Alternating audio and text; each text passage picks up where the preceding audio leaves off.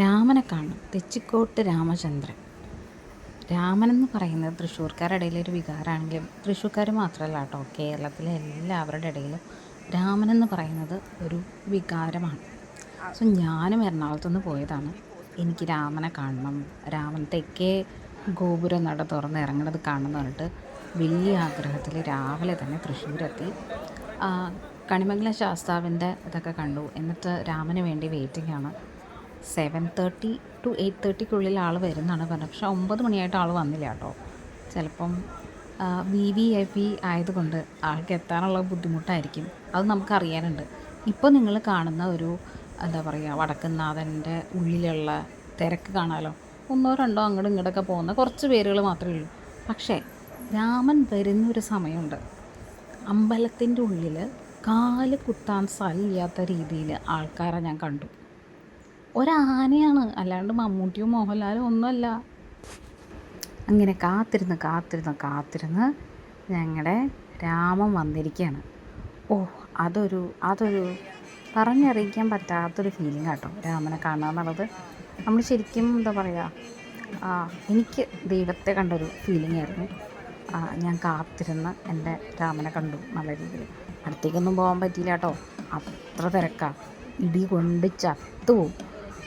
ഇപ്പോൾ തന്നെ കാണാം ആ ഗോപുരനടയുടെ അവിടെ നിന്ന് ഇങ്ങോട്ട് വരാനായിട്ട് ആൾക്ക് എന്തോരം കഷ്ടപ്പെടേണ്ടത്. സോ നമുക്ക് ഊഹിക്കാമല്ലോ, ചെമ്പുക്കാവിൽ നിന്ന് ഇവിടെ വരെ വരുമ്പോഴത്തേക്കും എന്തായിരിക്കും രാമൻ്റെ ഒരു എന്താ പറയുക, ഫാൻസിൻ്റെ ഒരു ഇതൊന്നും. രാമൻ ഇങ്ങനെ കയറി തന്നെ കാണാൻ തന്നെ ഒരു അഴകാണ് കേട്ടോ. കയറി വന്നപ്പോൾ അകത്തേക്ക് കയറുമ്പോൾ ആൾ തുമ്പിക്കുകയോ പൊക്കുകയോ ഒന്നും ചെയ്യുന്നില്ല. പക്ഷേ എന്താണെന്നറിയില്ല, ആൾ പുറത്തേക്ക് പോകുമ്പോൾ ആളുടെ തുമ്പിക്കുകയോ പൊക്കലുണ്ടല്ലോ, ഒരു രക്ഷയില്ല നമുക്ക്. ആ ഒരു ആ പൂരത്തിൻ്റെ വൈബ് എല്ലാം നമുക്ക് ഈ രാമനെ കാണുമ്പോൾ തന്നെ അങ്ങ് ഇതാവും.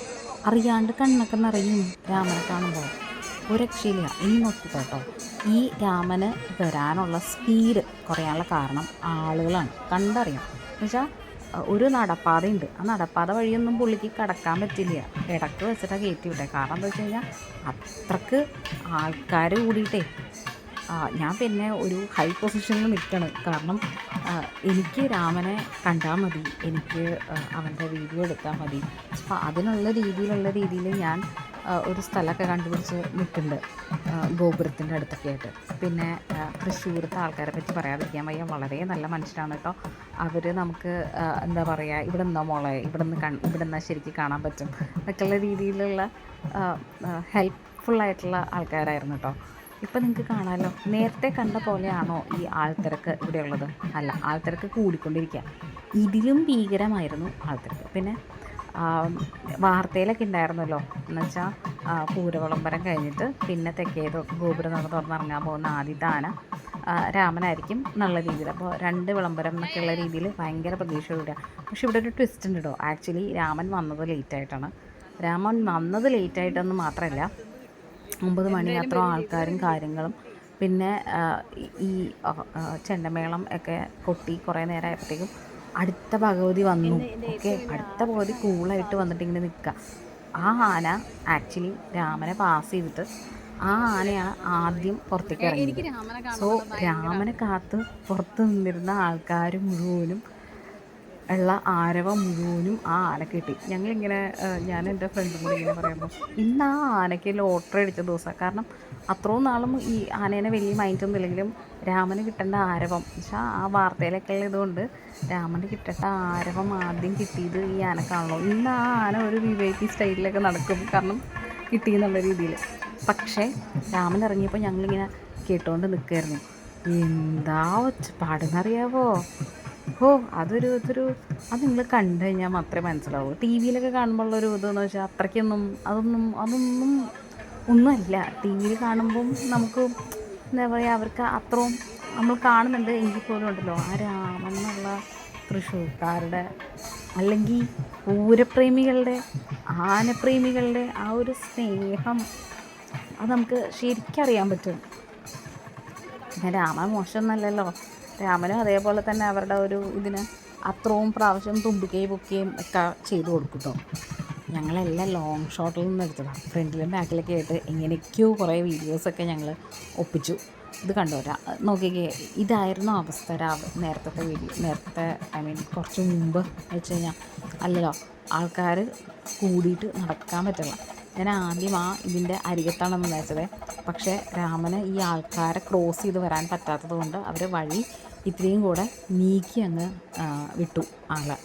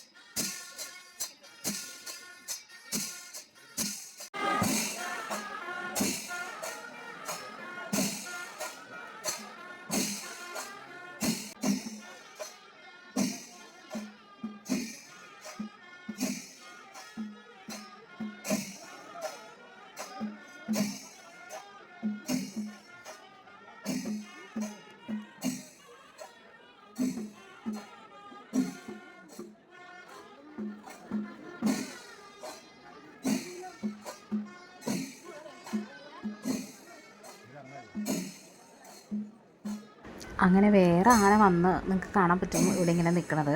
സോ ഈ ആന വന്ന് നിൽക്കണ കാരണം രാമൻ്റെ തന്നെ വേഗം ഇതാക്കാം എന്നുള്ള രീതിയിൽ, വേഗം തീർക്കാം എന്നുള്ള രീതിയിൽ. പക്ഷെ മേളം തീർന്നിട്ടില്ല, ഇനിയിപ്പോൾ നിർത്തിയിട്ട് രാമനെ ഇറക്കുവാണേ. രാമനെ ഇറക്കാനായിട്ടെന്ന് വെച്ച് കഴിഞ്ഞാൽ ഇവിടെ ആൾക്കാരാണ് കുറേ പേരൊക്കെ സൈഡിൽ കൂടെ ആദ്യമേ ഇറങ്ങി പോയിട്ടോ, അപ്പുറത്ത് പോയിട്ട് ആ ഇറങ്ങുമ്പോൾ ഉള്ള വീഡിയോ എടുക്കാൻ വേണ്ടിയിട്ട്.